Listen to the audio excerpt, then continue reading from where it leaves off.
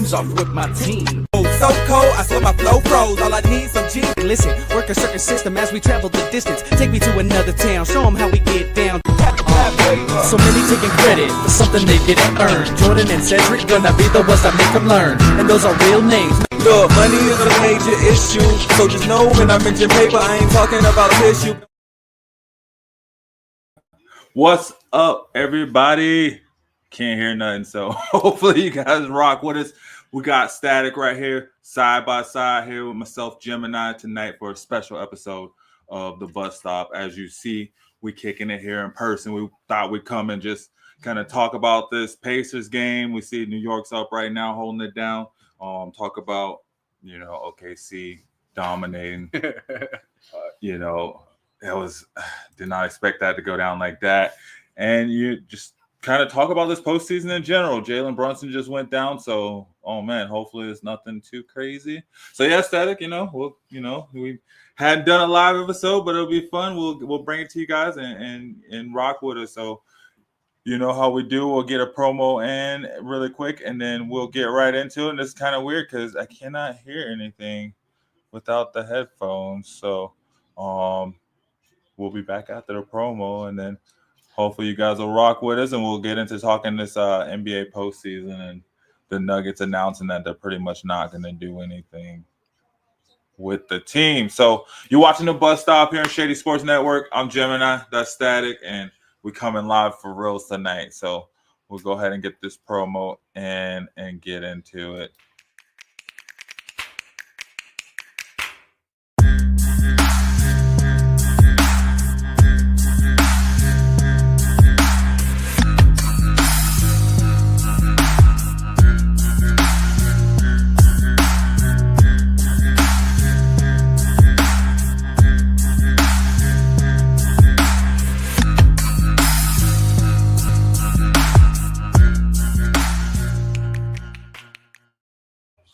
Yeah, guys. So you see it, like we said, we're coming live tonight.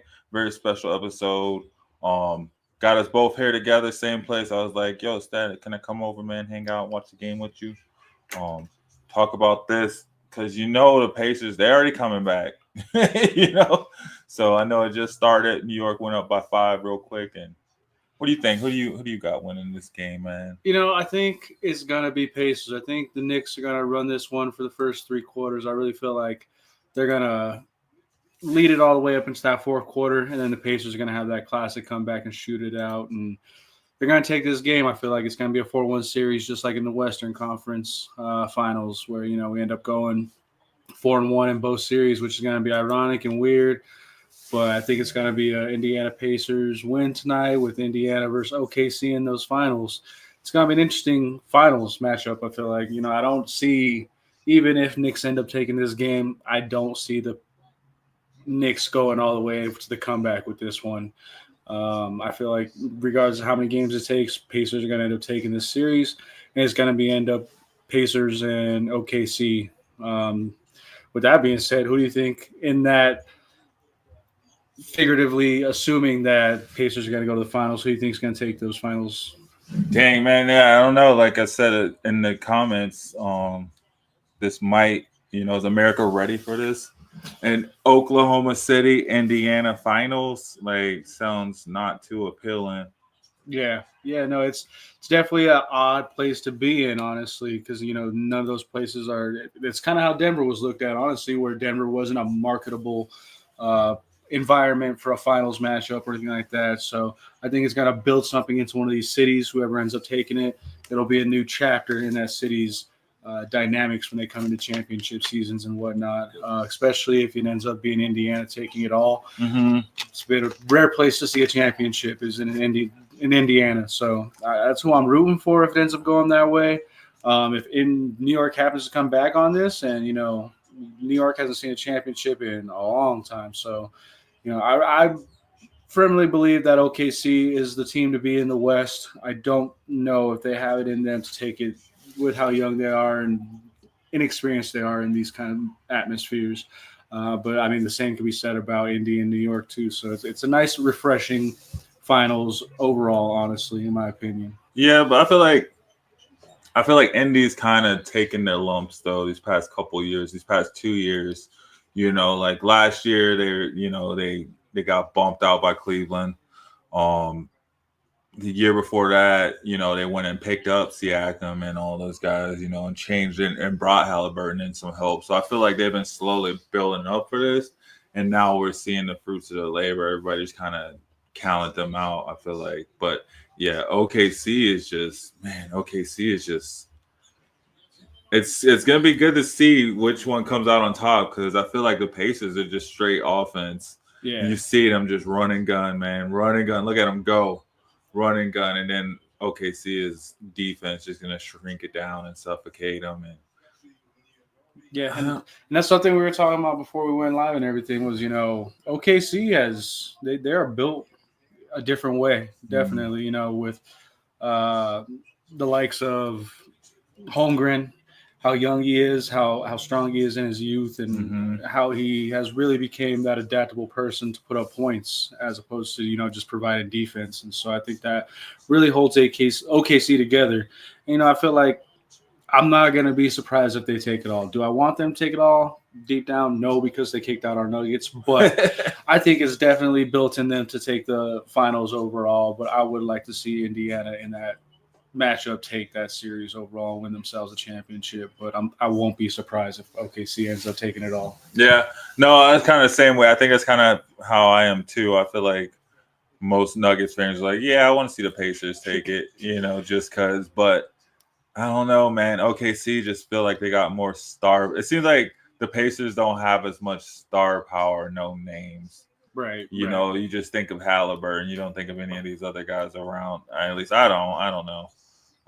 Maybe Pacers fans will sit there and rattle off all their names, but right. And then, if the Knicks happen to come back on it, they do have that star power to them where it's just more than Cat. It's more than just Brunson. So it's an interesting matchup here that we got going on. The Knicks, they're really pushing their way around right now. They're taking it to the paint. Cat just put up 2 in the paint, pushing his way through there. He has that size to him to really put himself in position to carry this series back into a really deep comeback. But do they have it in them? That's something that, I'm not sure that they got in them, honestly, coming down 3-1 in a conference finals. It's a tough challenge. I could see it happening because anything could happen in this NBA Eastern Conference Finals. But, it's one of those things where I don't know if it's going to happen. I think it's going to be. Brunson's a beast, though, man. Brunson is a beast. I'll tell you that much. Jalen Brunson is a freaking beast. That dude, I wish we had him on our team for sure. It's crazy. He slipped through the cracks over at Dallas. Yeah, no, it's crazy that there's an opportunity. Then Dallas is just really feeding the league right now. They're open to trading anybody up at any given time. If they see something in someone, doesn't mean that they're going to hold on to them. And, they're just really building up the league as a whole instead of holding on to these stars. Yeah, but I mean, shoot, it's about to be, Anthony Davis, freaking what's his face? They're going to get Irving back. And then what's his face? The first pick. What's his name? Oh, gosh. Help us out, peeps. Yeah, I can't believe I'm drawing a blank. Yeah. Who's the first pick? Oh, dang. What's his name from Duke? And then they're getting the first pick. Yeah. And they really get their pick of the crop, but, it's obvious who they're going to go with. Well, they already said they're going to get him. Oh, no, the Spurs. Who is it? Dallas. Yeah. Crazy, and the Spurs got the second pick.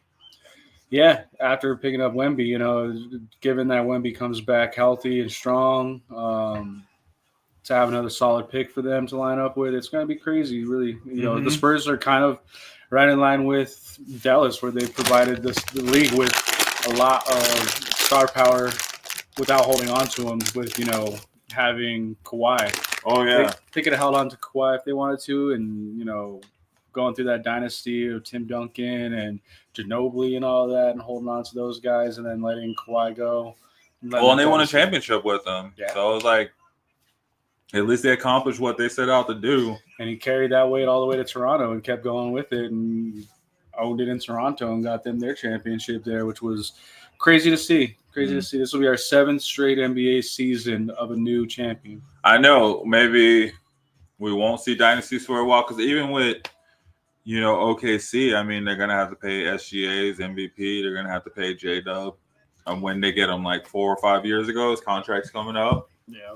They're going to have to pay Chet. They're going to have to pay Hartenstein. If they win a championship, they're definitely going to have to pay him a lot sooner. Yeah. And they're going to have to be pushed into Supermax contracts talks, and it's going to put them over a certain apron, I'm sure, where they're going to be restricted on their draft picks. And it's going to be an interesting move for them to have to make, or they might just make that decision, stay under the aprons and not pay some of these guys and break up this dynasty before it happens with one championship, That'd be wild to see if they decide to go that route, especially if they get one. You got to see how many you can go if you get one that soon. Yeah, definitely. And, how young they are. And that was the thought process, back in 22-23 season with the Nuggets, and we opted to stay under that apron and not give Bruce Brown his money and let Green go. It was crazy to see, so not being able to hold on to that unique core that we had really altered the next couple of years, clearly, where it's pushed us into this weird dynamic where we're having to really make some crazy decisions like letting go of our GM and head coach. And so now we're kind of backs against the wall having to figure stuff out. Yeah, and then it'll be interesting to see because they've been kind of sticking with that plan, just hire from within. Not with coaches so much, they didn't hire Malone from within after they got rid of Carl, but, GMs, the past few GMs have been promoted from within. And these guys are coming from the same, so it's not like any different points of views coming in. Maybe, I guess, different personality. Adelman's not Malone. He's not as, I guess, mean as Malone. Right. Is what it is. Right, yeah, and it's weird we talked about this last week too, where it's just weird how Nuggets just really jumped the gun on announcing their new head coach, sticking with Adelman, and they didn't even do a search. It felt like they're like, no, that's cool. It worked out almost. Almost ain't enough though. Almost ain't enough to keep your job in the NBA. Yeah, he saw Murray was at the press conference and wondered why that was and what that meant, but he came out and said, conditioning wasn't good enough. Not to jump all over, guys. We're talking about the Nuggets, but it'll be interesting to see if he is able to be like a fresh voice in that locker room. And how far he goes. Because shoot, man, they'll probably get rid of him just as quick as he got there. Yep, it's all it takes is one mistake, really, and them seeing this inconsistency for them to be on the boat to get them out. Doesn't matter if it's 3 games into the season, or 3 games left in the season. Clearly, in Nuggets Town, it don't matter with us. And it does not matter with that Kroenke ownership. They'll make a quick decision real fast, without second guessing themselves. Now it's 23-14 in this game. Knicks still up. 4 minutes left in the first quarter. We got Indiana at the line. Now it's 15-23, but I feel like I said, this is going to be a 3-quarter matchup where as long as Pacers can keep up, I feel like they can hold it down and take it over in the fourth, but we'll see how that really goes into, really. That's what it's been seeming like these past few games, right? They've been able to kind of take over at the end. They just have a bit more firepower, man. We need a Cat to kind of hold them down over there in New York side because it is wild. Like, they've just been getting dusted this whole series. Yeah, I mean, Knicks just need Brunson just to stay consistent throughout the whole game. He's been really kind of hit and miss in terms of like staying healthy throughout the whole entire game. We've seen him kind of go through a little bit of soreness or slight injury. Maybe it was just a cramp or something like that early in this game. So, hopefully that doesn't affect him. Doesn't look like it's affecting him whatsoever yet. But, as long as they can keep him healthy throughout the whole entire game and he's in there, everything seems to go in Nick's favor. But the second you get that third quarter, fourth quarter soreness or injury on him where, he's going back to the locker room, it's shown to really heavily affect the points on the Knicks side where they just can't keep up. Yeah, because it's like, dang, man, it feels like they just don't have enough firepower to keep up with. Just even Halliburton on his own. Dude had a triple-double with no turnovers the other night. Like, yeah, that's crazy. understand that and I don't get it. Like, how do you keep up with that? What do you do, man? Yeah, and then OKC taking that series. What were your thoughts on that matchup with them and the Timberwolves? I didn't think it would be that easy. Yeah. I didn't think it would be like that at all, quite honestly. Like, dang, like they came and they just it kind of felt like they let Minnesota win that one game just to kind of keep it close or something. I don't even know. Yeah. It's just weird. It just felt like they were just like, yeah, okay. Gave him like a pity win almost, it seems like. Yeah, no, I agree. Yeah, 100%. which it wasn't a pity win. I know they came in, Minnesota did their thing in that game, but you just saw like they just kind of squeezed the life out of Minnesota and wore them down the same way they did the Nuggets. Just kind of wore them down and frustrated them throughout the series to the point where it's like, dang, like you had no choice but to be frustrated playing against them and mad, and you to the point where it's like, are you going to complain about the fouls or are you going to play the game? Like, what are you going to choose to do? Because you can't do both. Yeah, and that's where like I feel like OKC really excels is, it's beyond the players at that point. I really feel like the coaches are making the right adjustments at the right times. They're making the right calls. They're really having those great talks in the huddles or the pre-games to really build this OKC team up to make them the success they are today. It goes beyond the players. Those players are playing hard. They're playing good and solid. But I really feel like those coaches are really killing it. That was definitely a coach win right there, and that between OKC and Minnesota over there, and you saw it towards the end too. It seemed like Coach Finch was just kind of frustrated. He didn't know what to do, who to bring out. In the last two games. Yeah, and in all reality, it feels like they did the same with the Nuggets. Really, they made those proper adjustments, and the coaching really took lead on that, and they're making the right adjustments and leaving the Nuggets with questioning their decisions and who to put in and what lineup to go with and who to switch in and out at what time. Yep. OKC just seems to be really good at that in terms of keeping the opposing team on their toes of switching people out. They have SGA sitting on the bench and still putting up points and dominating on turnovers with each team they're going through right now. So, that is true. And yeah, man, they take the free throws, but you know what? Like I think SGA had an average around 12 to 15 free throws. Yeah. Per game, which isn't a whole lot. Yeah. What do you think the Timberwolves need to do to get past this point that they've hit and this hump in the playoffs that they've hit every year consistently so far? What's it going to take for them to get past this playoff hump? Oh man, Justin, what do you got to do, man? Let us know. What do the Timberwolves got to do to get past? Because the Timberwolves are built to beat the Nuggets. Yeah, that's the thing. Everybody was aiming to beat the Nuggets, and then OKC was like, "Nah, bro, we're here." Yeah, no, I couldn't even tell you myself, honestly. Just because they have Rudy Gobert, I think he's won 2 Defensive Player of the Year awards at this point. So, they have that defensive player in the lineup. They got Ant. He's only 24, though. One of the statistics I've seen that came out is that SGA turns 27 before Ant turns 24. And so for him to be able to have the playoff success he's had. Yeah, but they have the rest of those guys, though. J-Dub's only like 23. Jalen Williams. Chet Holmgren's only, 23? Yeah.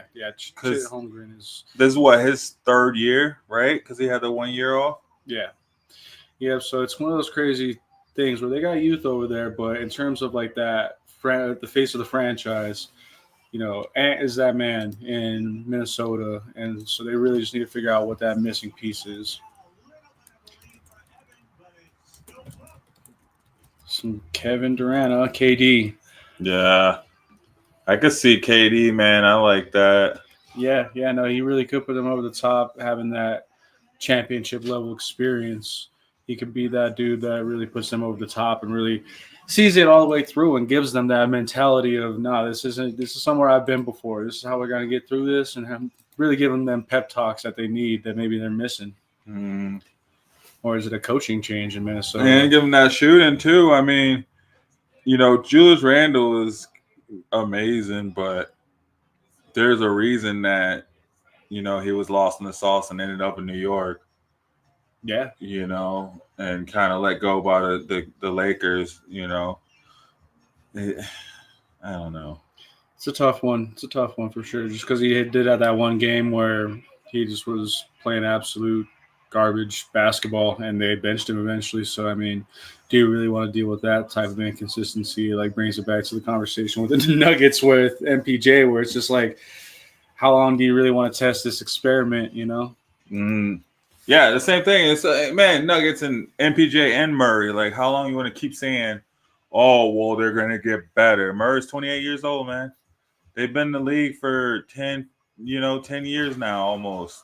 7, 8 years. So I don't think they're getting much better. I don't think you hit a peak after you hit a peak, right? And who's to say that Murray didn't hit his peak in the bubble? Right, exactly. Right? Who's say that bubble Murray? Yeah, when we won the championship, he did have some clutch, buzzer beaters. But gosh, man, it's like, dang, he used up all his buzzer beaters that playoff run. Yeah, he had a couple 2 seasons ago, but he didn't do anything. He had 13 points. He had 12 points to start the season off against OKC, and then he had 13 points to end the season against OKC. Yeah, and that's a max contract player. Yep, and in those what if columns that I have and questions I always have in my head, it's what would have happened if we had kept KCP over MPJ. Mm-hmm. Would we still, be where we're at today? Would we still have the same results, or would we be somewhere further? Because the owners are cheap, man. Yeah, and cheap. Even though they're paying all his money top heavy, so much money. Like, yeah, we got to find a way to clear that cap and cut some weight, and while still adding in some defense. So what do? We cut Murray? We trade Murray, or we trade MPJ? Who are we cutting? I feel like, honestly, it should go with MPJ is like a very definitive answer. But the real question is, do we also go with a move on Jamal Murray at this point in time, too? Right? Because are we trying to get draft picks? Are we trying to get players?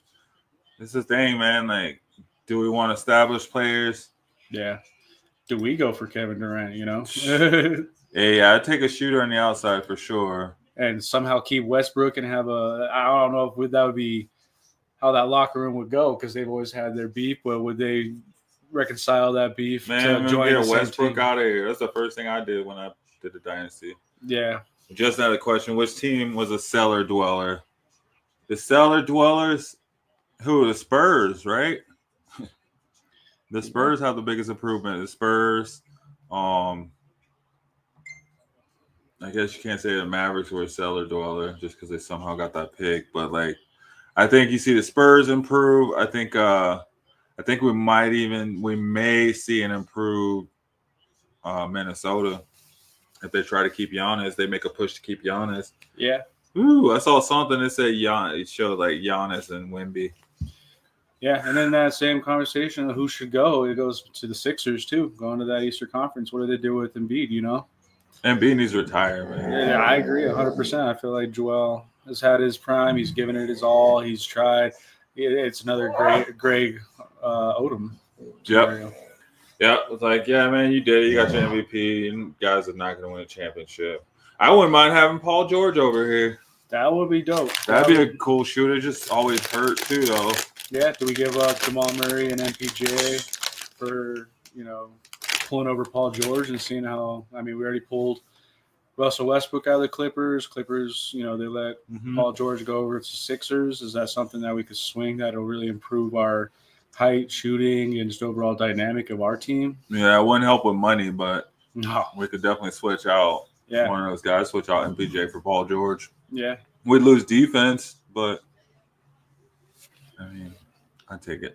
Yeah, definitely. And it's been proven that whether you're heavy on offense or defense, OKC seems to be that fine balance, honestly, of having both.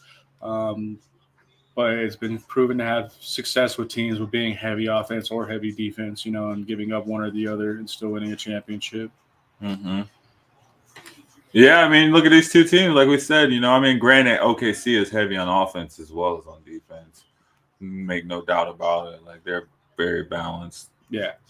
I feel like the Pacers, they're just that heavy offense team where it's hard to keep up with them, when they're on their runs. They're gonna keep pace. They're Pacers, man. They live true to their name too. They're just all about running.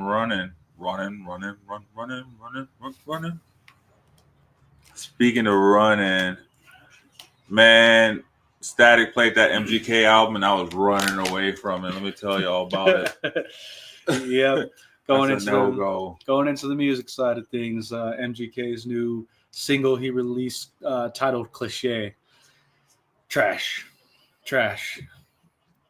It's that question of, is it gas or trash? This one falls under the trash column, honestly. It's a rough trash.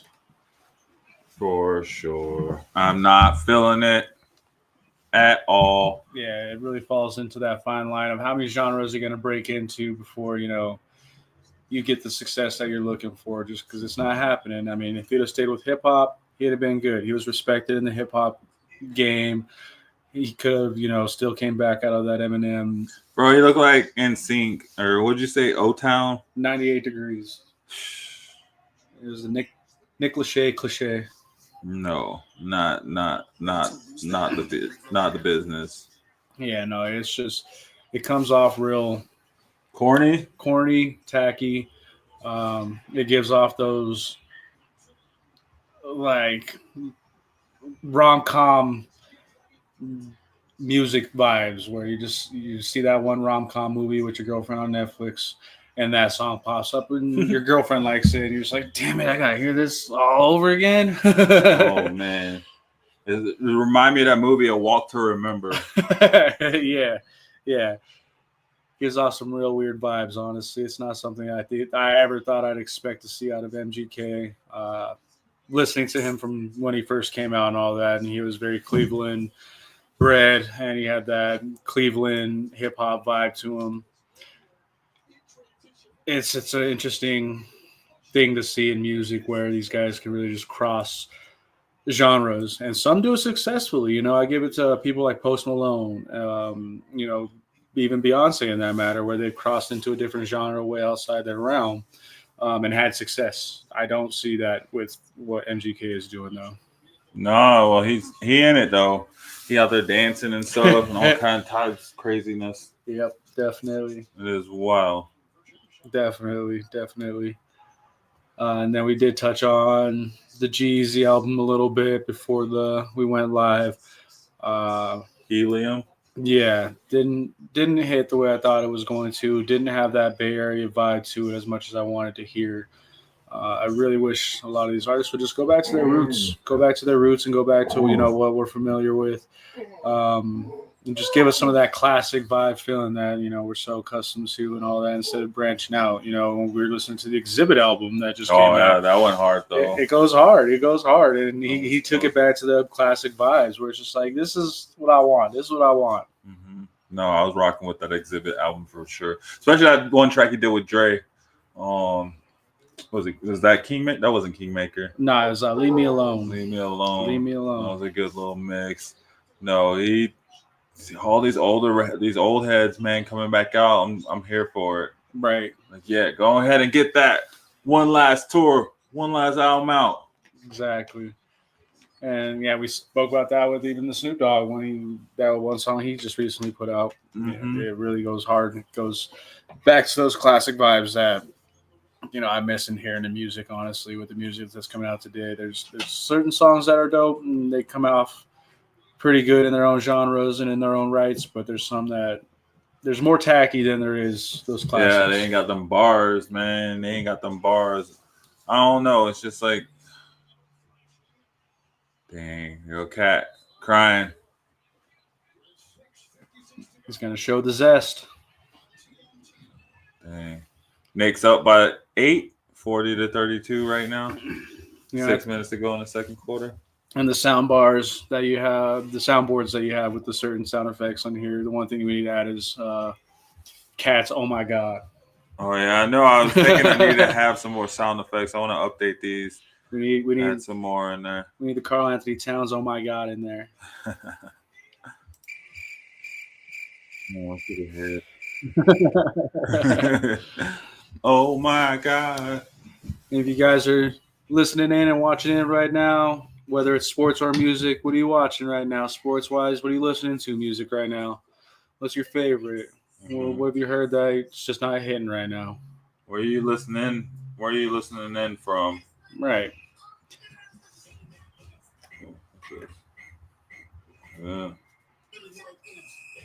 Yeah. Oh wow, is this the MGK video? Look like it. No, that's why I was distracted because with the way we're watching the Knicks Pacers game, we actually get to see in on the break time events that happen at the arena and all that. So we're watching the New York Dancers right now. Right? I was like, oh shoot. So weird.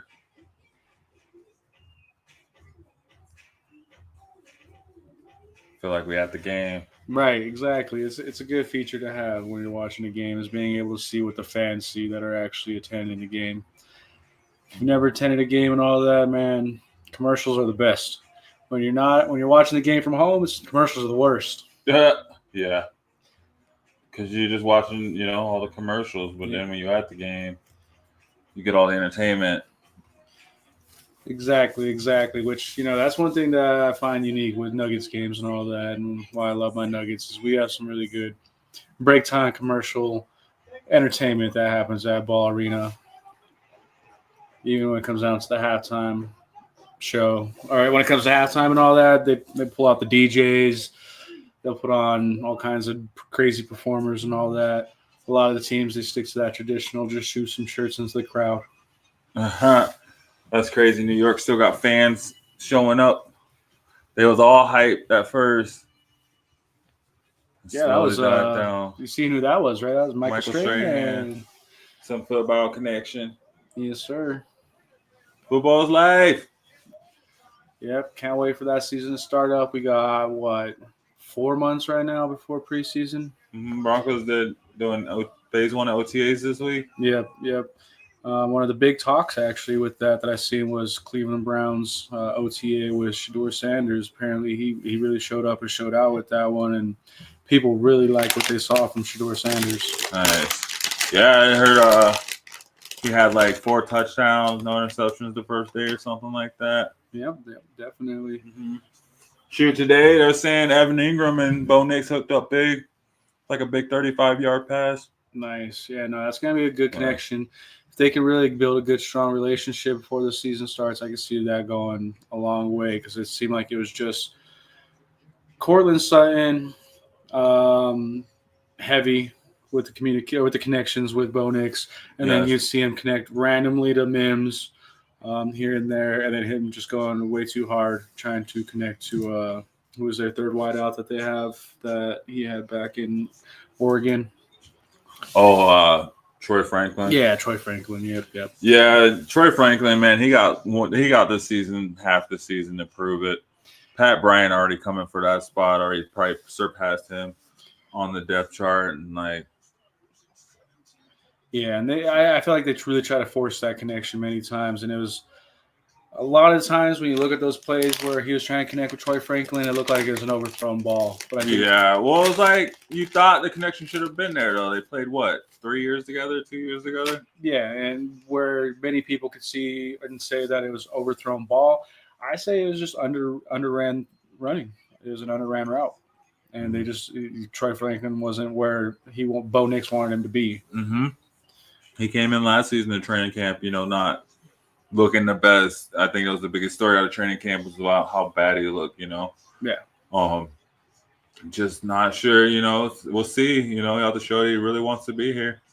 Wants to be there with the Broncos next season. That's the thing, too. It just felt like he was just kind of going through the motions with it. Yeah. It'll be also interesting to see who really lands those lead running back spots with how many options we have now. Oh, that's going to be R.J. Harvey. I think it's going to be R.J. Harvey all day. I would love to see that. And, we did spend, the 22nd pick overall on him. I think that's not for nothing. I think, that he's going to really own up to that and shine. Mm-hmm. But he's got some good competition, No, well, we got him in the second round. Oh, We yeah, got no, the- that's right. That's right. We got the cornerback. Yeah, we got Jade Yep. Barron, Yep. which you don't even hear nothing about. It'll be interesting to see where he go too. I mean, I feel like he at least is going to play in a slot to start off, but he may take over Riley Moss' spot too. Yeah, that's one thing I could see heavily. That was one thing that was kind of crazy was seeing Riley Moss go down. I feel like when he came back, he wasn't the same when he went through that injury. Yeah. Sat out the 3 games. They were pivotal games. And then when he came back, we were so ready to have him back. We needed him back. And he just didn't show up. He got burnt on that first game back. So hopefully this offseason gives him some good leverage to really get his conditioning in order, get his health in order, come back to the level he was at when, we were looking at him on one side when we went back to no-fly zone almost essentially. Yeah, but then we saw, though, like you said, with his health and when, Pat Surtain went down, when either one of them went down, it was the biggest hole in our secondary. Yeah, and I feel like that's where the Broncos did good in that draft with the Jahdae Barron pick because now we have that supplemental. He's going to be a starter. Yeah, we have that supplemental response to if something happens, we have that person to put in that role. Mm-hmm. Yeah, no, and yeah, I think he's going to be a starter. Dang, New York up big, 48-34. Turnover in New York. Uh-oh. And the energy shifts. Right. Slow it all down. Oh, man, those bump fouls, man, they're getting controversial. They're getting hard to watch where it's hard to really determine, like, why it goes a certain one way and not the other sometimes. Yeah, well, there's that one video of Jalen Williams walking down the court, just pushing. Yeah. Anthony Edwards, and it's like, wait, what? We can do that now? Yeah, right. And, there's quite a few plays where they're just hanging over Jokic with OKC. Heck nah. Nice. Kevin Durant.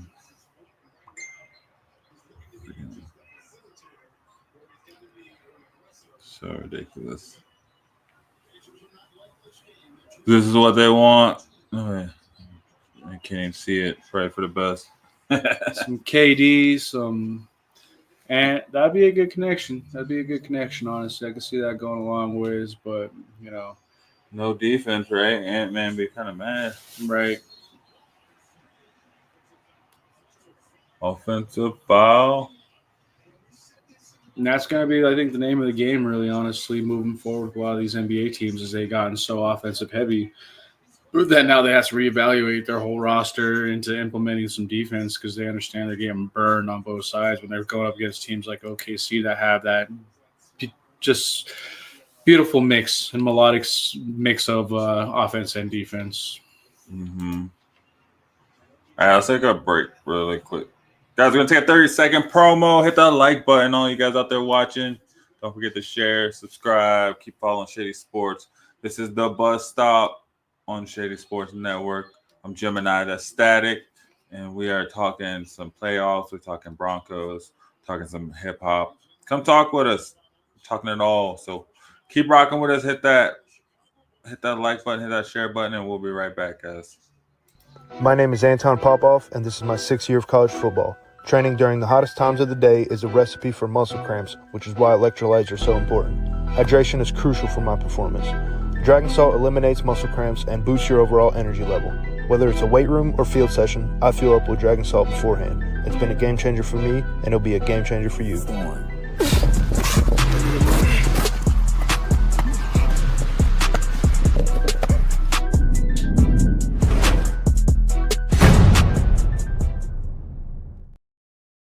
Yes, y'all. Welcome back.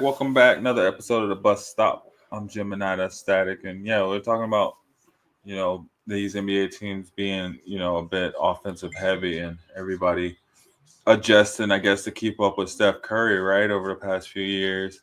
They kind of changed the game. So everybody felt like they had to have more offense and more shooting. And in order to get more shooting, you lose out on people that want to play defense, right? Like Right. people just want to post up and shoot the threes. They don't want to, get back and have to cover somebody in the paint. And that's just really what it comes down to is finding them dudes that can stick it out in the paint. That's something that, a lot of teams are missing, including the Nuggets, where you can hold down that paint. You have that factor in there, that X factor in there that you put them right in that position where, you get those shooters that usually run the paint and get those easy layups and having them second guess themselves. And then, they can go beyond that paint and really keep pressure on them to keep them out of, any kind of shooting comfort. With SGA as the example, man, you got to find somebody that can disrupt that jumper. Yeah. Who can we get, man? I don't know who the Nuggets could get. Honestly,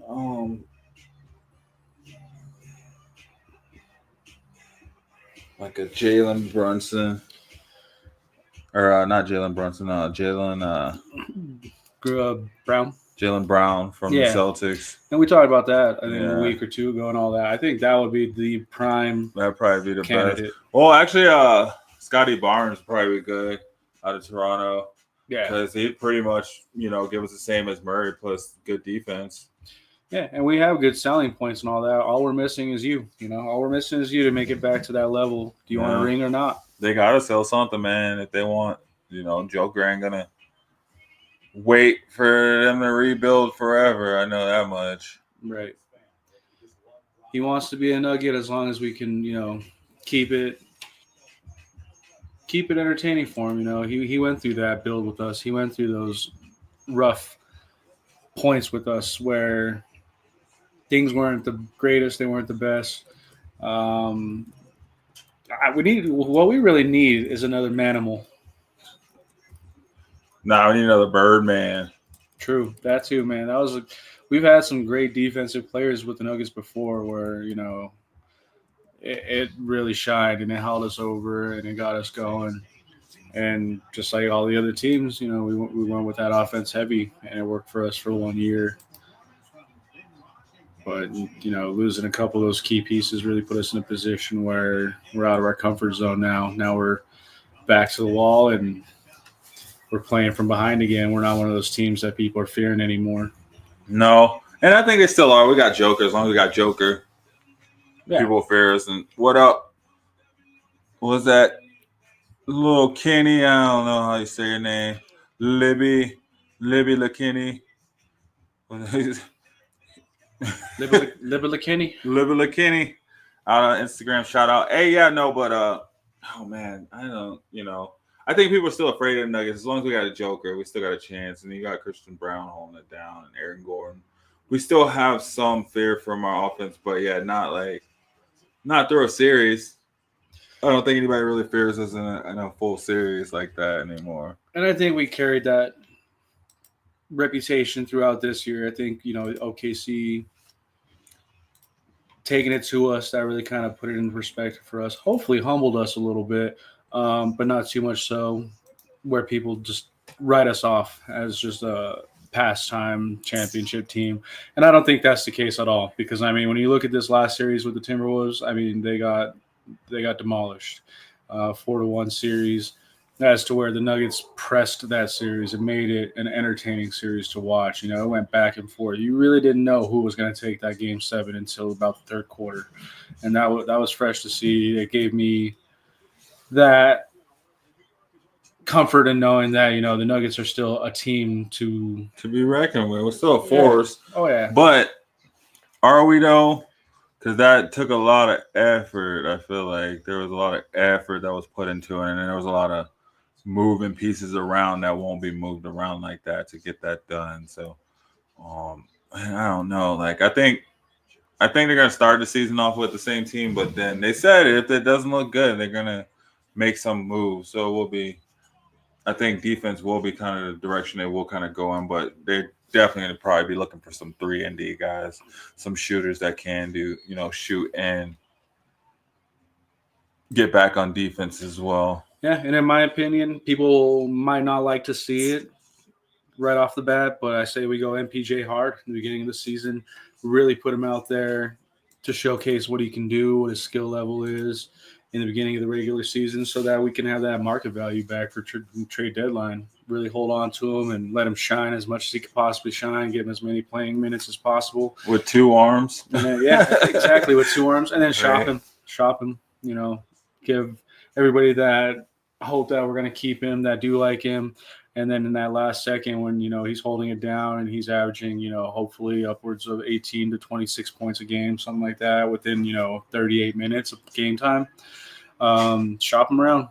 Try and pull in, that Jaylen Brown. Try and get something moving. And that would be nice. I don't know if we get a Jaylen Brown. Not for just MPJ, no. Yeah. And that's where we're really trying to, build his value up. If we can show the league what he's capable of, shop him out, market him around, and then make that move and let it be somebody else's burden to bear. Yeah, I think it's time for those experiments. It sucks, but hey, we got our championship. We pulled it off, but I don't think they're going back, man. Not with the roster they currently have. Not with the roster we currently have at all. What up, beautiful bearded bastards? Thanks for joining. Man, looks like the Pacers are slowly coming back, but New York is holding on to that lead. They held on to this lead all game, man. Yeah, they're up 52-42. And so far, it's gonna go in line with what I think my prediction was. Oh, turnover! Here we go. Oh wow, they're playing football out there. I'm cool with the no call on there. Oh. Hey, back-to-back threes. There we go. Man, Tom Thibodeau, he looked like Finch out there. They look kind of similar. A little bit. No, it's just kind of seeing how the Knicks react to there you go. That's where Cat really does have that X factor to him where, I felt like that was a good move. And, that probably really heavily hurt the T-Wolves. And I feel like they missed him in this. Oh, they definitely did. He was the Joker stopper, man. He was pretty much their version of Joker, right? He could shoot, dribble it, throw the ball, assist. He can take it down low, but he can play defense too when he wants to. Yeah. You think if they would have kept Cat, the series would have still went the same? I don't know. It would have been interesting to see. Probably not. He probably would have quit halfway through, right? Nah. I don't know. I feel like there's a difference between him and Randall, right? He would have given him that size, so it could have helped them, but I feel like they didn't even need size. OKC just had, they had Caruso guarding Rudy Gobert, so. Yeah. And, that's just where I've always loved Caruso, it sucks to see him be that person that really took OKC over the top with that Nuggets series, but it's somebody I've always looked at as like a person that I'd love to have on my team. We could have had him, right? Yeah. But we wouldn't have got Westbrook. Yep. Wow. Oh, I thought it hit it. back. Halliburton, man, that dude's too sick. At halftime, we're at 56-45. Knicks on top currently, so that's where it sits. I see them, Knicks still owning it for another quarter, and then I see Pacers having a fourth-quarter comeback and taking the series in the last, I'd say, 4 minutes of the game. Very wild. Last 4 minutes of the game. They close it out tonight. Yep. And this is back in New York, so, man, that really sets a precedent going against OKC if they can show that they're just a dominant road and home team where it doesn't matter where they're playing. They can take it to you in your house. They can take it. That's, one thing that OKC thrives on and rides on is their home court advantage. And when they're in Oklahoma, seems like they're a different team. Mm. Yeah, definitely feed off their crowd at home. Mm-hmm.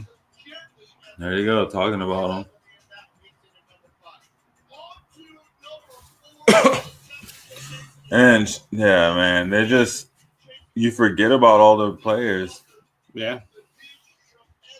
And they're deep on their bench. Their bench players will come out and their bench players could be starters on some teams. Probably will be next year, honestly. Probably Yeah. will be. They're not going to be able to keep everybody. Yeah. You see what happened with KCP and Bruce Brown? Yep. Dang. That's wild, and then that's what salary cap is meant for, so you can't have dynasties. Mhm. But I think OKC will probably get it. If they get a championship this year, they'll probably get at least one more. Definitely. I think they'll get at least one more. I guess going back to the music side, one thing that's some exciting news that we could bring to everybody is that we're working on music again ourselves. Mhm. Yeah, we put some music together today. We're working on a new intro for our bus stop. Yes, sir. Bringing it to y'all. Yeah, you'll be seeing that roll out here soon. That's definitely in the works. We're gonna have our own intro specialized just for you guys, making sure that you know where you're at, where you're watching, which channel you're on, wherever you're watching it from. What show you're watching. Hitting it up, hanging at the bus stop. You feel me? So yeah, we'll be having that drop out for y'all. What is he wearing? Looks like a granddad's suit or something. Borrowed it from Shaq. She right? See, that's what I like Halliburton. Man, that's one thing that's become kind of weird in the NBA, in my opinion. Is like it's become almost a fashion show at the beginning when they're with their rivals. And it's so wild, it's like you're so tall, that's custom. Right. Like you had somebody make that trash for you. Yeah, and it seems to be the case in most of all sports. Those arrivals to the arenas and stadiums has become the new tradition of watching that star franchise, face of the franchise, walk into the stadium. What are they wearing? Oh, who cares? Right. They go play tonight. We're playing. Exactly. Shoot. Oh, shoot. We got the halftime show. Yeah. Is it the chick with the bowl? Oh, I thought it was the chick with the bowls. Whoever it is, their mic is off. Right. They're partying.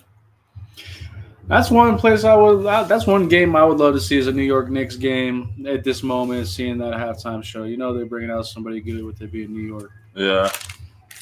Well, they got to if they're going to bring out music. They can't just bring out nobody with it being New York. They're like, yo, you can't just bring out nobody, son. Yeah. You got to come out with the flames, son. Right. Bust out Jay-Z, one of those local legends. Busta Rhymes. Yeah. Oh, you down with OPP. Who is that? Gosh. Suck with the rap.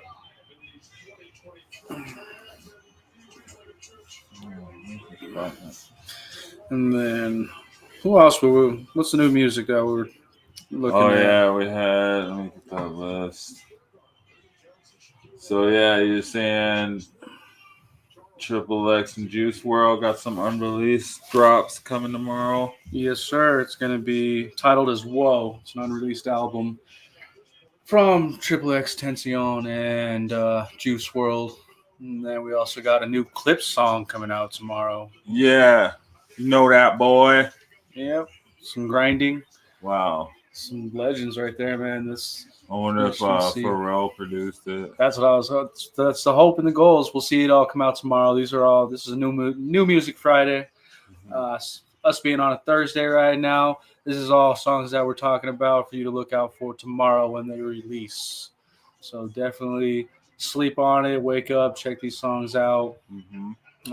We got a new DMX song coming out with Joyner Lucas. It seems like it's a lot of unreleased or posthumous. What's the word? That's what I was thinking of. I was gonna say that, but posthumous, post-recorderous. It's after they have passed away. That word. They was gone, and they got music that's new. Yep.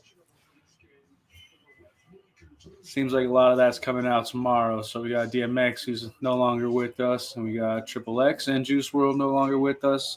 They are all releasing songs tomorrow. XXX and Juice WRLD's song will be together. There we go. Joey Badass with that New York Knicks anthem. He might not want to drop that tomorrow, depending on how tonight goes. Exactly. Yeah. If they win, that's going to be a game-changing, series-changing song to drop. But I feel like it's a interesting time to announce you're going to be dropping a song is in a 3-1 down in the series matchup in the playoffs. Mm-hmm. Mm-hmm. So, you know, it'll be interesting to see what that song really has in it.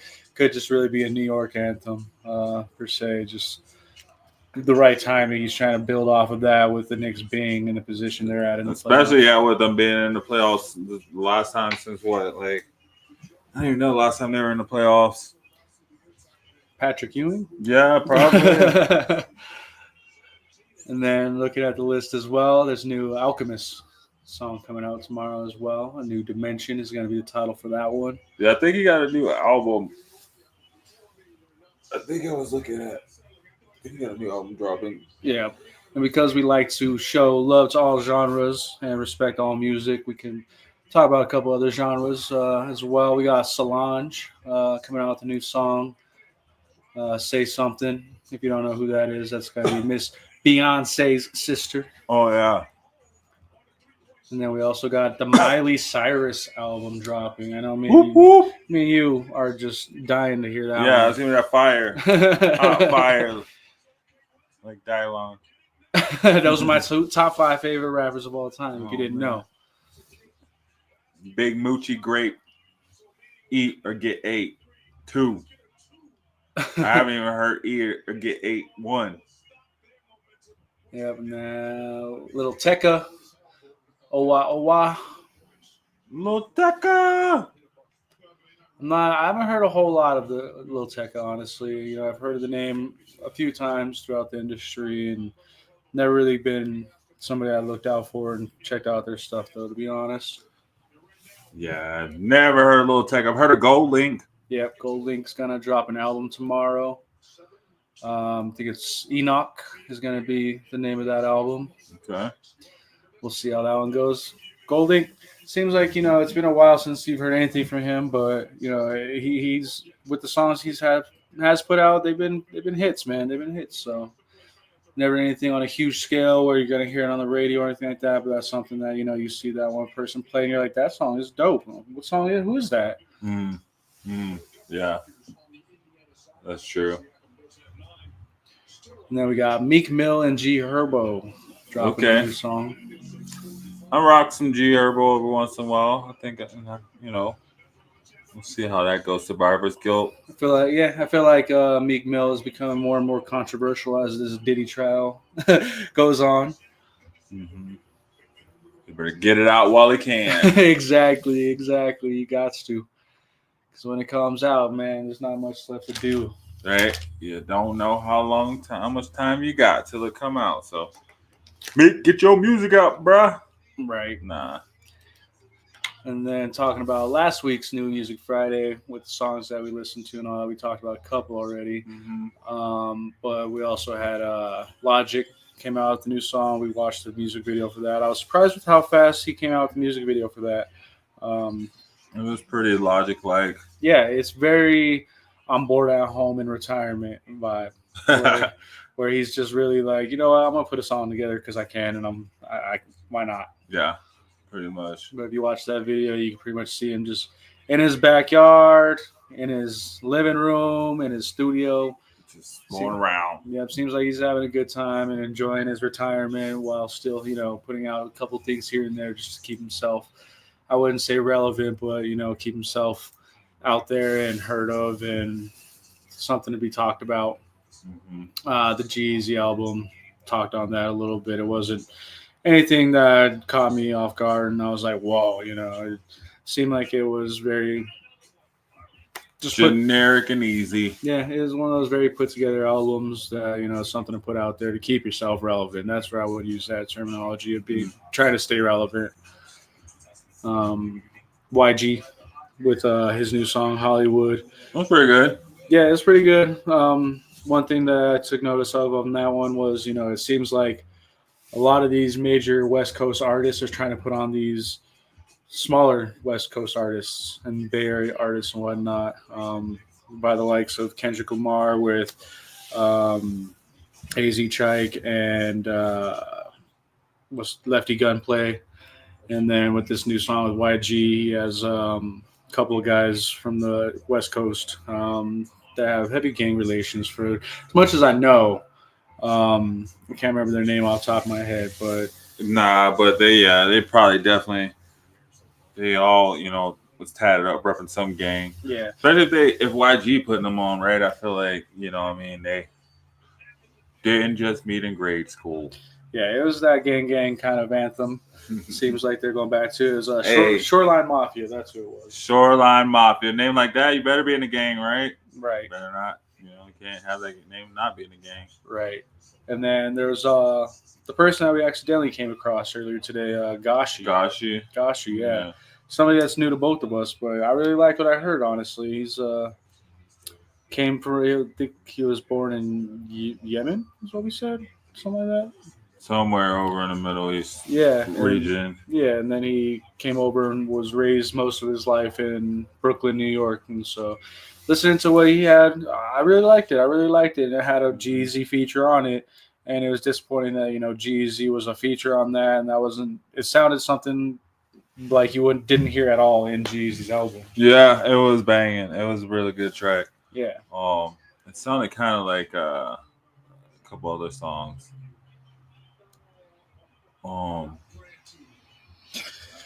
It sounded like they're just taking it rings. Yeah, it sounded like they're just taking a beat from somewhere else, man. Yeah, and it sounds like I was telling you this earlier when we were listening to it. It sounds like it's going to be one of those montage NBA Finals songs you're going to hear in between the commercials and all that when they're playing the highlights of the finals. Mm-hmm. It really goes hard into the. He has a track with French Montana. There's a heavy relation and correlation between those two, where there's a lot of similarities. Mm-hmm. There's a lot of similarities. They kind of look alike a little bit. Yeah, and I wouldn't be surprised if, you know, French Montana found him and put him on if they have some type of like background relationship in terms of the industry, and before they ever came in, you know, they might be family members for all we know. Might be that distant family. I know you always see that. You turn around, they'd be related and stuff. Yeah. Yeah, definitely. Dang, so what, you got the Pacers? You think Pacers going to pull this one out tonight, though? Yeah, I really do have confidence in them putting together a solid fourth quarter and really holding it down in those final 5 minutes. I think they're going to, you know, keep it close in the third. I don't think they're going to let the Knicks pull off with, you know, anything that you'd see in an OKC series where they're up 36 points. Right. On the opposing team. I think they'll keep it close. It'll go up to like a 14-point lead, and then I can see Pacers slowly climbing back and then bringing it real close at the end of the third quarter, and then fourth quarter just hanging with them the whole way through. And in that final 5 minutes, you're just going to see Pacers go off. That's my prediction right now. Okay. What do you think is going to happen? I like that prediction. I think the Pacers going to come out of line. I think we're going to see a little punch here right away from the Knicks, but I don't think we're going to see much more in the beginning. Just like how Spike Lee has a towel over his head, I think we're going to see a lot of Knicks with towels over their head halfway through the third. Yeah, like they just cannot keep up with the Pacers, man. They can't keep up with the pace. They try, and they just fall flat in that third quarter, man. It's been detrimental for both teams. It was detrimental for the Timberwolves. And, you know, it's been really hurting the Knicks. But like you said, like, they haven't been able to close this out. This has been a dogfight between the Knicks and the Pacers, man. Back and forth, super close. But I don't think they're going to make it out the third quarter. I think it'll be over. Okay. Yeah, so you see it happening a little sooner, but the same result. Mm-hmm. Yeah.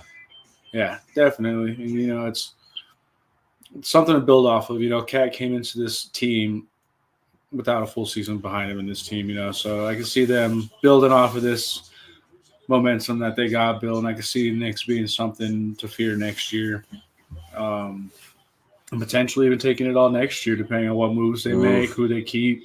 It'll be hard. Who they add on. But I feel like the Knicks are something, their team that they know how to build off of what they got. Reggie Miller's loving this, huh? Oh, yeah. He's wanting to see that signature choke move from Halliburton. He wants to see that happen in this game. But, you know, Jalen Brunson, he's something special. You know, it's great to see a player not necessarily get what they wanted out of their original draft team and then move somewhere else and find that spotlight. Yeah. Well, I mean, that was Julius Randle with the Knicks too, right? When he went there. Kind of what they do in New York. They rebuild them. Let's see what Cat does. Yeah, and I just don't think they've had enough time with him in this season to really build him up to where he could be and utilize him the way that the Timberwolves did. OG Anunoby, he got a ring too, right? With the Raptors. Did he get a ring with the Raptors? I'm not 100% certain on that one, actually. I wouldn't doubt it, though. Look that up and see, because I think he was on that Raptors team. Man, I feel bad for them Raptors, man. They had it all, and now I think it's going to be decades before you ever see them even. Oh, yeah, I think he got drafted after that. I don't know if he won a ring with them. Who do you see as being the big move in the offseason? Oh, man. Mitchell Robinson probably play himself into a contract. I don't know how his contract looks like. We're probably going to see the Celtics break up. Yeah, I could see that for sure. Giannis could possibly be on a move.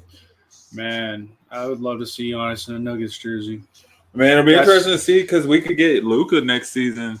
So I feel like, yeah, if we start seeing the Nuggets, like, they do trade away Murray or they do trade away MPJ and they get a bunch of expiring old contracts or something, a bunch of draft picks, we might be trying to get Luka next year. So he'll be a free agent after this season.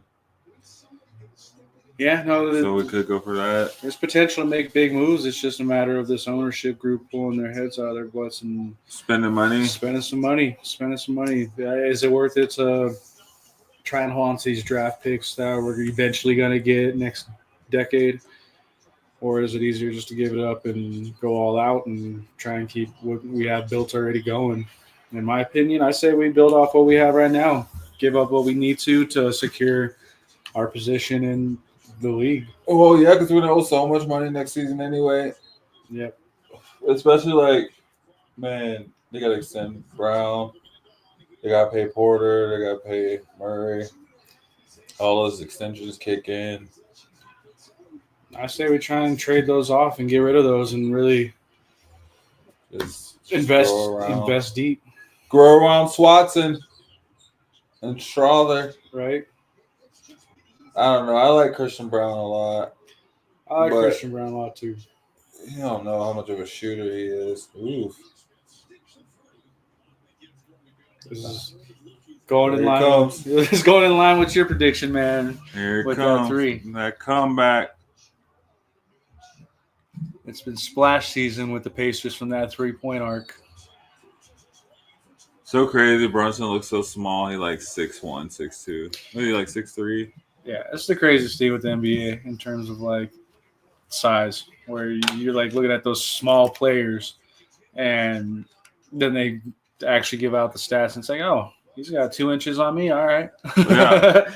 He's the smallest person on that team. On that team. Which would make me the shortest person on any team. The smallest person on that court right now. Like, what in the world? Right. Yeah. That's just wild how tall those people are. Yeah. And that's starting to happen in the NFL too, man. You're starting to see them real big quarterbacks. Mm-hmm. You got people like Josh Allen. Josh Allen's what, 6'3"? Is he like 6'3", 6'4"? He's a big dude. He looks pretty big. He sees over that line like it's nothing. Mm-hmm. Especially hard to do, too, when you have like the 6'5", 6'6" linemen. Mm-hmm. You have to be able to see over those big dudes once they stand up. Yeah, and it's really putting people like Russell Wilson in a weird position where, I mean, a lot of their incompletions or bat downs come from being so undersized. Mm-hmm. Trying to throw it up. Yep. Yeah. Yeah, Broncos don't have to worry about that problem, though. Bo Nix is what, like 6'1", I think? Yeah, finally getting that size in the backfield. Something that they haven't had and they've needed, since Peyton left. 6'2". We've had some very average sized quarterbacks and then an undersized quarterback when we had Russell Wilson. Oh, wow. Jalen Brunson just turned the ball over. See? Oh, they're up by 14, though. I guess they don't care. Wow. Ooh. What a block.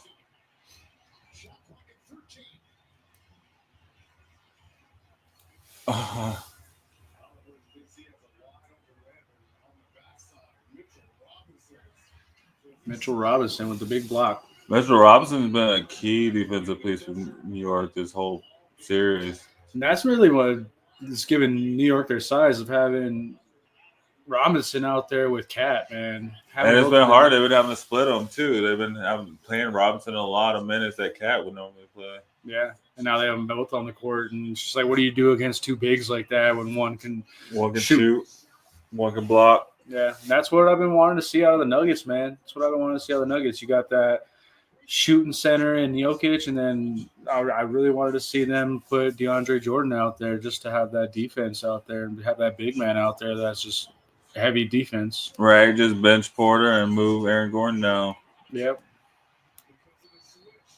And have those two bigs out there and the rest speed shooters. I can see that. But funny. But we're going to see sooner than later DeAndre Jordan with the clipboard. Yeah, hopefully sooner. Hopefully this season. Shoot. Right. Go coach, man. He's probably not going to pick up his option anyway, so he won't be on the team one way or the other anyway. Right. I don't think so. But he seems to carry good relations with the team. That would have been an interesting go-to with our interim head coaching position being open. And all that is having that shock factor of being like, oh, yeah, DeAndre Jordan's moving up to the head coach position. Or the assistant coach position, for that matter. Oh, wow, yeah. Moving from player to coach. That'd be cool. I'm an assistant coach. But we really need that big man. We won't have him. We got, what's his name? Deron Holmes. Like a power forward center. Yeah, and I feel like he'd be a decent. It's just really getting rid of MPJ, honestly, even for picks at this point, because I feel like Holmes could fill that gap. Yeah. Yeah. Especially with Holmes and Gordon, I think we can definitely fill up MPJ's gap. I don't know why we feel like we need to have him there. Yeah, just get some picks for him. Just get some unsecured picks. Doesn't even matter. But, I mean, man, he's a lot of our defense. He is our best shooter, too. That's the thing. Like, that's why I feel like we got to build up Swatson, man. If we get Swatson on the shooting game and he fixes that jumper and he can – in a couple of series, we're seeing him hit them threes, man. Yeah, he's got much better than last season, too. So it's just a matter of him having to have a big uptick this offseason, man. Yeah. I feel like he really has to step it up and start consistently hitting those threes. Yeah, and if we can get him to do that, man, I feel like we fill that void real fast. Mm-hmm. Yeah, because he used defense, right? Better defense. Yeah, people were – when he was on the floor, you see any team stay out of the paint a little bit more, and that little bit of shifting alters their thinking and makes them second guess, and that's all we need sometimes to run with it and go on our 15-0 runs sometimes. Mm-hmm. Mm-hmm. And fast-paced basketball was not our forte in this OKC series. Which that's the thing, man. We're supposed to be all about the fast breaks. We're the number one fast break team, and just did not play our game that OKC series. Yeah, we just had, we had to depend on players, and players were not to be dependent on. We couldn't move the ball how we wanted to move it, and it was super frustrating to watch. It looked kind of tired and dead at sometimes. Right. There was a pretty much give up where you felt them just give up at one point where it's like, man, I don't want to see them in that setting ever, honestly. But, sometimes it is what it is, and that's what it takes. Because we didn't have the depth. Yeah, we didn't have we didn't have enough players that felt like keep up with OKC at all. Yeah, we had bench players that didn't play until Game 7 when we knew it was white flag. Which was dumb. And it's like, why we got anybody on that bench that we're not willing to put on the court at any given time? Mm-hmm. You should never be paying people just to literally be a bench warmer. Which is weird. Like, I don't know. So, I don't know what everybody said about Adelman, but it would be cool to see, I guess, what he do in an off season. Yeah, no, he could shock the whole city, honestly, and make some really pivotal moves and all that. It'll be really interesting to see what they do with that GM position. Mm-hmm. Mm-hmm. Yeah. Which they'll probably just go Ben Tenzer for sure. They'll probably just stick with Ben, which is stupid. Yeah, because then that's just they got to make a dramatic change. They got to alter the way that because that's my biggest fear is that this people like Jokic on the team see Nuggets just going with that easy solution, and exactly. that Band-Aid fix, and him being like, these aren't doing what is needed. Deuces. And you're not willing to do it. He's like, I'm gone because I don't got no time for this. Y'all don't want to get better, then I'm gonna go find somebody who wants to get better. Yeah, and like it might not even be a him leave Denver for another team. Jokic is one of those guys, personality-wise and lifestyle-wise, where he's like, I'll just retire. That way, like, ain't nobody, it'll just be what it was. He won a championship. He won, multiple MVPs. He's like, nah, I get, all his time back to myself to spend with my family, which he's a huge family man. Gets to spend time raising his kid. He gets to do his horse racing. Mm-hmm. Yeah, that's something he really is passionate about. Even over basketball, he's definitely super passionate about the family man lifestyle and horse racing. So I can see him just being like, you know what? I've had my MVPs. I got my one chip. I really don't care about a legacy because, basketball was my fourth choice in life. And it just happened to everything fell into place. I'm going to race horses. Yep. That'd be wild. And then just become like some big number one horse racer or whatever they're called. Yeah, because it's a different style of horse racing that he does. Yeah. Where they're on like the carriage at the Oh, yeah, they got a carriage behind them or whatever. Yeah, it's not your jockey, Kentucky Derby style horse racing. Mm-hmm. And he owns a lot of horses. Oh, weird. All right, let's take a break really quick. Yo, guys, hit that like button. All you new people that just joined in, hit that share button. Please subscribe. It's the bus stop over here on Shady Sports. Yo, Kenny, what's up, man? Over there on Insta, shout out. Hit us back, man. So we take a promo really quick, and we will be right back, guys. Good luck, everyone here.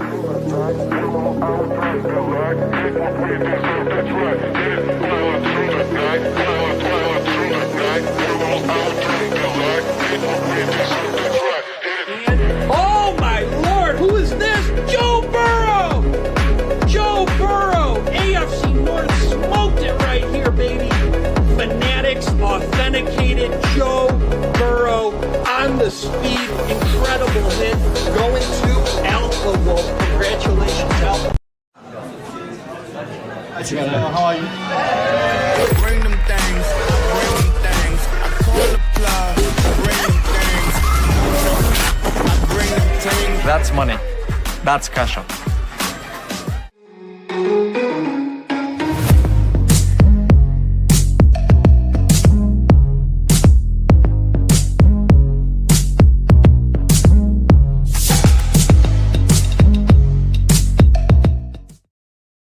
Hey, guys. Yeah, we're watching this game. New York still up 66-52 on Indiana with 7 minutes and 19 seconds left in the third quarter.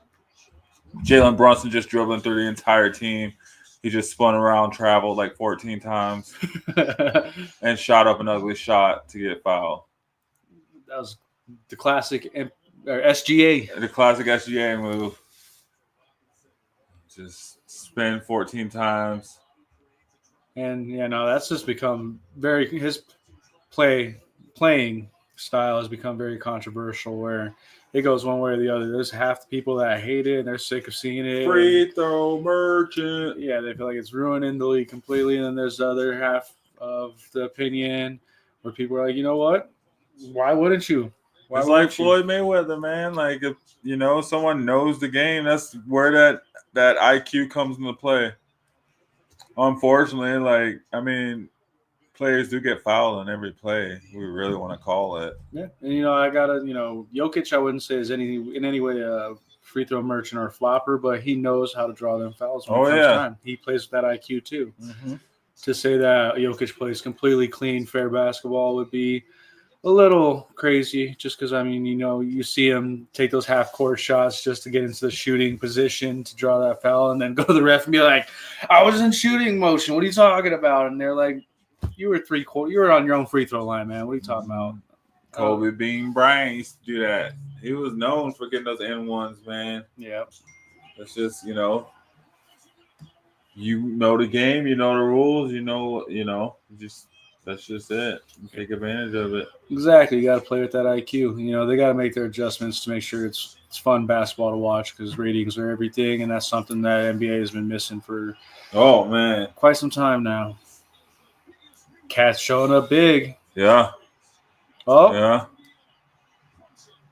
here we go. Knicks on a Oh. but they got the foul. I thought that was going to drop in. Oh, man. Where are you watching from, guys? If you're watching this and all that, drop a comment. Where are you watching from? Is it from Colorado? Where are you watching the game from? Are you watching the game even? Are you watching the game? Do you care about the game? Are you going to watch the NBA Finals? Let us know. Even if your team isn't in it, are you looking forward to watching the finals with OKC in the finals? For the first time since having what? Russ and KD on the team and James Harden? Who do you think will win? Do you think that team would beat this OKC team? Ooh, are we talking about like we put them together now, or if we're talking about if they're in their prime? No, if we took that team with KD, Russ, and James Harden coming off the bench, and who else? Who else did they have? Kendrick Perkins. Yeah, no, that was a beast of a team. Yeah, they had what's his name? Steve. What's big white dude name? He played with Golden. No, he didn't. Did he play with Golden State? No. What year was that? 2012? Oh man, 2013, 20. So they went to the finals against the Heat. The Heat won, lost. Dang, what's his name, guys? Let us know. Yeah, see this roster. I don't think this roster would beat that roster, but they may because they got better depth. But a young Russ just flying around, shooting up everything. The triple double king. Hey, would have been nice if he had kept that standard coming here, but it is what it is. People get older.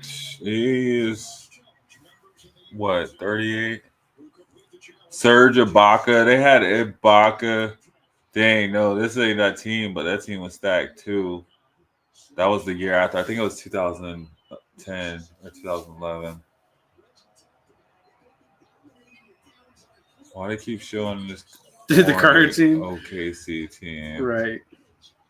The roster. Nick Collison. At center or power forward. Cook. Kevin Ibaka. Durant. Serge Ibaka. Come on, Serge Ibaka won a championship, didn't he? With Miami? Or no, he won it with Toronto, right? I think he won with Toronto. I think so too. Yeah, it was Ibaka in Toronto. Yeah. Yeah. They had little Nate Robinson too. Oh man, little Nate Robinson. I remember when he came to the Nuggets for 2 seasons. It was wild. That was a squad above squads. Yeah, no, it's a monster squad. Honestly, like just look at the sizes on those guys. Honestly, 6'11", 6'10", and 6'9". It goes back into our conversation earlier where you're like, oh man, that dude. I always looked at James Harden to be tiny. That dude is 6'5", 6'5" as shooting guard. Yeah. Let's go. Yeah, no, I think that team takes it to this current OKC team all day. Yeah, I think that team just having a little bit more grit to them. Yeah.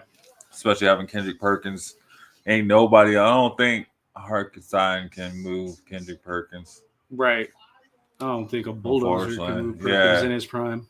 Perkins, all that trashy talk, but it's he was good. He won a championship too with the Celtics. Yeah, and it just goes into it where it's like Shaq a lot of the time. Shaq feels like he could take on anybody. He's the best center ever. Yeah, is he? It's very controversial. I mean, I don't see him as the best ever, but he is top 3 hands down. Yeah, for sure. Well, because then you got Will, you got freaking Kareem. Mm-hmm. You got you got what's his face from Houston? Yao. Yeah. Yao Ming. Yao Ming was a beast in his prime, man. Yeah, and you got all those San Antonio centers.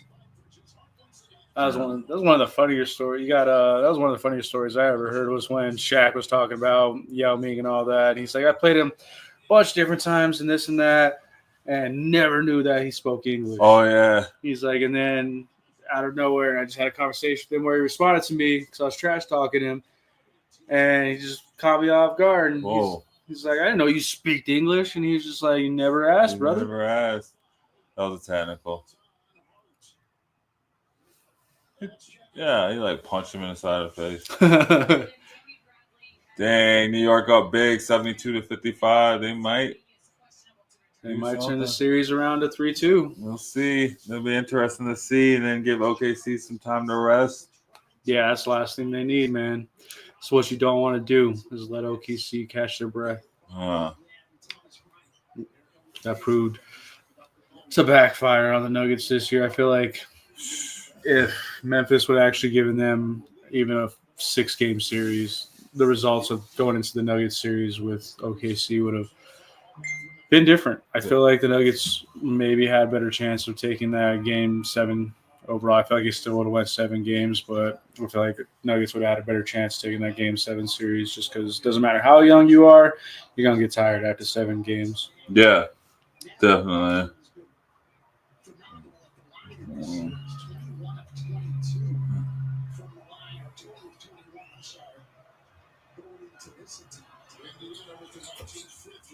Oh, yeah.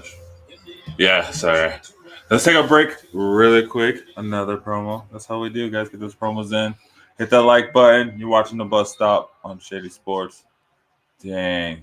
New York kind of. I don't know. This game just keeps swinging, man. It's just a fight. Like, no one really got momentum captured. It's crazy. Yeah, it's a series you want to watch for sure. Yeah. We'll be right back, though. Hit that like button, guys. Watch this promo.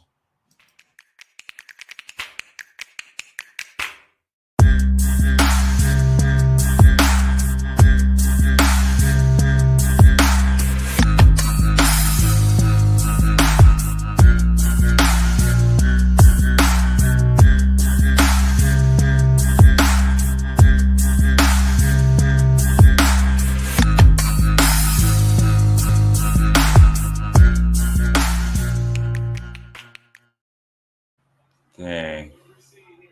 Just within that small promo, you got Pacers shortening that lead. Mm-hmm.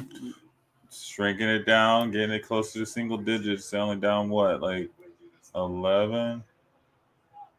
13 now? Yep, 13. Should be 12 after this shot. Mm-hmm. Just because you got Toppin's is usually pretty good from free throw line. Yeah. Yep.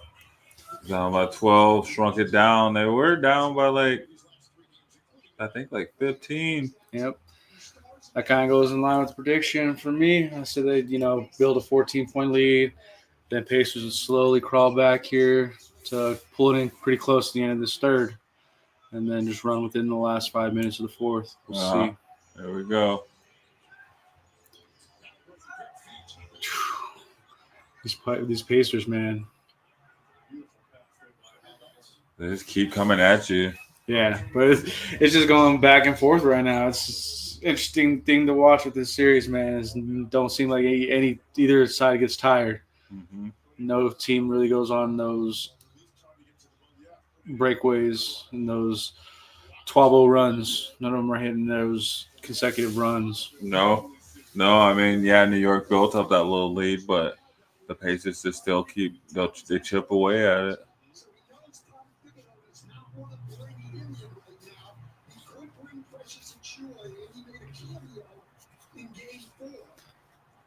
Oh, there you go. Hacker Robinson.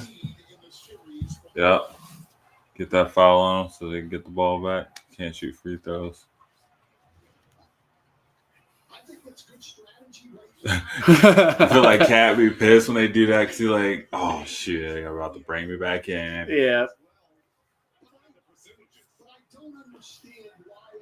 Dang, 11-17 in the last 6 games. Better. 11-38 in the past, 12 games? It's a pretty good average. That seemed like that was on purpose, miss. That's one of those shots you see. He drilled that joint. Yeah. Oh. Got the foul. Here it come. And it's on Brunson. Yep, they're playing their own game now. They're playing their own game to chip away at it.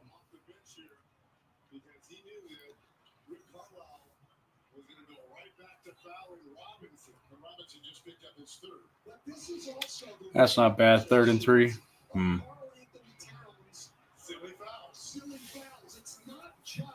That's not something you're really worried about or pulling Brunson out for. No. Well, Especially not in the closeout game. Right. If he gets one more before the 4th, that's where you got to start questioning things and considering. But he's playing in a safe realm of personal fouls right now. Ooh, Towns is at 4. Okay. That changes it up for sure. Yeah. So what we got for next week on tap? So we'll come back. We'll probably be finding out. We'll know who's in the finals by the time we come back next week. Pacers, OKC. Yep, and then we'll have the new music we talked about. Yeah, we'll have those tracks to look at. So Extension and Juice WRLD, that'd be something I want to hear, actually. Yeah. I actually like Extension's music, man. I didn't think I would get into it, but it's pretty chill. Yeah, and we'll be talking about the new Clips song. Hey, trumpets. Let's go. What does it say? Playboy Max? Plaque Boy Max? That's what I was like, yeah. I've never heard of Plaque Boy Max. 5 forever. Gosh, I am. We're not that old, people. We know music. We ain't got the A-track. We had CDs. Cassette tapes. And whatnot. And then we got keyboards. We'll be talking about the Joey Badass New York Knicks anthem remix. They need to play that right now. Yep. They need to bust that out world premiere for half. Should have been a halftime. Should have been a halftime premiere tonight. Yep. We'll be talking about the new Alchemist song, A New Dimension. We'll talk about that one. We got Meek Mill and G Herbo. Yeah, boy. I'm sure we'll probably not talk about Miley Cyrus's new album. Hey, let's get it. It's probably country, right? We'll bring it up now and announce that's coming out, but we probably won't take a listen in on that one or talk about that one next week. Right. And then we'll probably talk about Gold Ink. We'll take a listen to that Gold Ink's new album. See if it's got any classics on there, anything like that. Go. And then definitely I'm going to be checking out that DMX Joyner Lucas song. Definitely checking out that DMX Joyner Lucas song. That sounds like a mix I can't even picture. Right, exactly. It's something that, but Joyner Lucas he's that dude when it comes to making those weird clashes in songs. He had that Will Smith song where he was giving Will Smith a hell of a lot of praise, and that was a unique song to say the least. It was on his build up.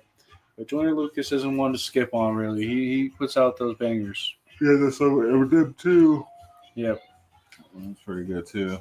Yep, he had a song with Logic. He's put out some. I think he's like a better version of Logic, in my opinion. Yeah, they had their own little weird beef for a minute of the biracial rapper beef. Well, because his flow is like a little better than it's like what Logic tried to be with his flow. Right. But it's not like complex enough, I guess. Yeah, the complexity and the melody carries with it is very unique. Yeah, you'll see Logic will repeat a bunch of stuff. Mm-hmm. That's what I don't like him. He'll repeat a bunch of lines. It's like, whatever. Right. It is what it was. Right.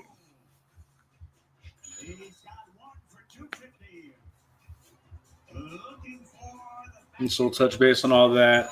You got the fantasy report this Sunday. Oh, yeah, we'll be doing the top 10 fictional quarterbacks of all time. So get your top 10 fictional quarterback list over to us, guys. Put it in the chats. We'll find it.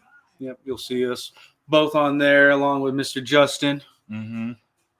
Yeah, we'll get Justin back. I know, he had that heartbreaking loss to the Wolves. He's still recovering from that. But, hey, we can misery loves company, so come join us. Yep. Over here. We know how it feels, Justin, being Nuggets fans. Exactly. We're all in Cancun right now, right? Right. Exactly. So we don't care about who wins these finals at all, but we still go enjoy it. For sure. So, yeah, we got fantasy reports on Thursday. We got the Entertainment Football League. We got the owner and the commissioner coming on next Monday. So we'll have that too. And then we should be rolling out our new intro next Thursday. Pew, pew, pew. Yeah, we'll be rolling out the new intro put together by Gemini and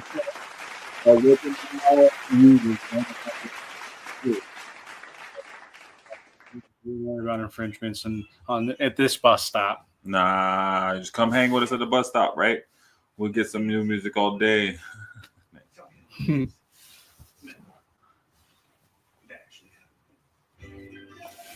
If you know any new music or any artists that are up and coming and all that, shoot them our way as well. We're always willing to promote anybody and everybody that's up and coming. We only go with up and coming, but we'll do majors too. You got Jay-Z's number? Let us know. Hey, if you got Jay-Z number, let us know for sure. If you got J.A. number, hey, we'll listen to his music too if it's fire. Exactly. So, we don't discriminate around here. If it's music, it's music. Producers, DJs, rappers, whatever it is, hit us up, get your music, we'll play it. You know what I'm saying? Denver, local music, international music. Hey, we don't mind. You in Cambodia? Hey, send it. So, yeah, all you producers, all you rappers, all you artists, get us. We'd love to have your music on the show and talk about it. Right. And then definitely do our reviews on it and then have you on here talking about, your own music and everything. We're always up for putting people on and having them part of as a guest on our show, especially if you know about sports too. Yeah, dang. New York up big, 82-64. They built that lead back up. We'll see. They got Brunson's still out there. Yeah, Brunson with 3 personal fouls. Cat's on the bench with 4 fouls. Halliburton's on the bench. Yeah, the Knicks are still running it without Cat on the court. Oh, big. Here we go. Looks like Knicks might take this one. If they carry this momentum into the fourth quarter, you can pretty much count this as a 3-2 series. I see SGA with the big smile on his face right now, just with his feet kicked up on his couch. Ready to relax some more. Yep. Well, shoot, man. I would like to carry into the fourth quarter, but I think that's about almost all our time for tonight. We appreciate everybody being with us. We appreciate all you guys commenting in, chiming in, liking, subscribing. Continue to do that, get our name out there so that we can interview Jay-Z. Hey, get Eminem on this show soon. Yeah. So be ready for that, guys. We're almost famous. I think we got like 58 viewers right now, so we're almost there. Yep. I think we'll be on Jay-Z's radar next week. Right. At least we get on Tech 9 radar, right? Exactly. So keep rocking with us for sure. I am about that for sure. If you want to come on the show with us, let us know. We'll get you on here. Like Gemini or Statik said, you want to send us your music, we'll definitely come and look at there. I got people on Twitch. We'll definitely come and talk about it on the show for sure. Other than that, guys, just keep rocking with us. Like we said, next week we'll be talking, finding out who's in the finals for the NBA. If you guys talking that, we'll be in phase 2 of the OTAs for the Broncos. So we'll see more about that. Hopefully get some news on that. I don't know. Maybe next Thursday we could, if depending on how it goes. I know we both work, so we can't make no promises. But hey, maybe one of us will end up out near the Broncos training camp and get some footage or something. So that'd be cool to have. Other than that, we'll hear more. Hopefully we'll get some updates about the Nuggets here in the next couple of days with their GM hire. So by next Thursday, I think we'll know who the GM, Ben Tenzer, or whoever they decide to hire, the firm decides to hire. We'll know more about that. We'll have, like Statik said, we'll have updates on the music. And we'll just keep it rocking. It'd be nice to get Flowbots on here. You know what I'm saying? You want to shout out to them, go ahead and let them know. Yep, tag them, tag us. Yeah, shout out to my boo thing. Miss Green, thank you for joining, babe. Flowbots, like I said, anybody local, we'd love to have them on here. Yep. For sure. And then, maybe we'll talk about some more shows popping up. I know, I think Levitt Pavilion will probably be opening up. I think their schedule already came out. And as we get close to tonight's weather, we'll start seeing more shows. So we'll probably be talking on that too next Thursday. We'll see. We'll see. You know what I'm saying? Kind of over the playoffs, right? Nuggets aren't in it anymore. Done with it, but it's been interesting so far. So we'll see. Hopefully we'll see the Pacers holding up the title. Yeah, that's pretty much what I'm going with. What I would like to see. I'd like to see the Eastern Conference hold it down. You know, West Conference have held it down for many years already coming up on. So it's nice to see that change of pace and see the Eastern Conference have that ability to follow through and hold that Larry O'Brien. Yep. So see them get their get back, right? They've been kind of getting swept off their feet since the Raptors. Well, Celtics, I guess, won it last year. So I guess the East did win it last, but they ain't got them teams no more, man. So we'll see. The Pacers came out of nowhere and kind of snatched it. And once again, we'll see a new champion crown and not a repeat. So there's that, guys. So, yeah, thanks you guys for rocking with us tonight. I think it was a good show. We'll finish this game out and let us know. Jump in the chats or jump in the group, Shady Sports, or hit us up on the social medias. And, you know, we would love to talk about the rest of the game with you guys and see what your thoughts were and see what you want to chat about for next week. And hopefully hear some music from you. You got anything else before we get out of here? Just make sure you tune in on Sunday for the fantasy reports. Do it. Make sure you check in on those. What was it? The Entertainment Football League. Yeah, and then we got the fictional QB list. Oh, yeah, the fictional QB list. Who's your favorite quarterbacks? It don't got to be top 10, you know. If you just like Uncle Rico, you like Uncle Rico, you know. If you just like Al Bundy, you like Al Bundy. Who's that one we're not thinking of that wasn't brought up on this last week's fantasy report? Right, yeah. Who are we missing on it? Who's that fictional quarterback we haven't brought up? There's so many out there. Yep. Right. We got Shane Falco. We got the Water Boy. Well, Water Boy wasn't a quarterback, but I mean, should have been, right? Yeah, might as well. He was a quarterback of the defense. True. He did throw the final pass. Yeah, he did. So, Waterboy, I'm putting him on my list. But yeah, come and see our list, guys. Get your list over to us. Let us know who are your top 10 fictional quarterbacks of all time as we move closer to this NFL season. So, thanks for walking with us, guys. It's been real. It's been fun. We'll get more episodes like this for you guys. Let us know what you want to see too, so we can get it tailored more. Hopefully, you see us at a bus stop near you soon. So keep rocking with us. Hit that like button. Keep helping us grow. We appreciate everything. Every like, every share. We appreciate every comment. So please keep them coming in for sure. Other than that, Statik, it's been fun. Look out for our new song next week. Keep rocking with us, guys. Have a good night. Peace. Peace. I'm a game changer.